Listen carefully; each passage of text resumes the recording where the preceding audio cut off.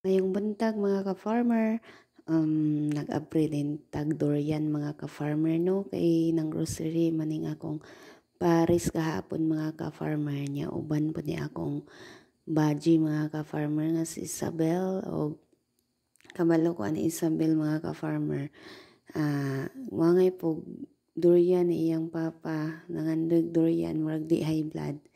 Unya kanis Isabel sige po yung pa please pa palita pa kay na siya daw makitaan sa video sa YouTube nga mga og durian. So excited kay siya nga abrihan o pag-abri pa unsay yang porma mga ka-farmer.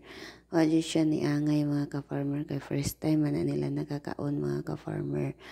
Og abi niyang lami kaayo mga ka-farmer. So dili siya ganahan mga ka-farmer. So grapes ra gyud iyang gibanatan mga ka-farmer.